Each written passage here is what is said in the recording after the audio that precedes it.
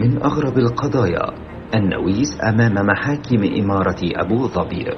تشهد محاكم إمارة أبو ظبي بدولة الإمارات العربية المتحدة واحدة من أهم القضايا المتعلقة بتبديد ثروة أحد أشهر الوجوه الإعلامية على مدار عدة عقود، وهو الدكتور عبد الله النويس وكيل وزارة الإعلام السابق.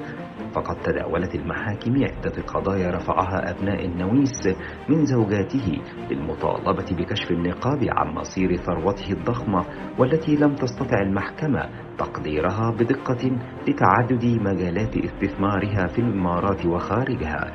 والتي تعد منها أكاديمية تعليمية في أبو ظبي واجهت بعض المشاكل منذ عدة سنوات، وبنايات سكنية وتجارية متعددة،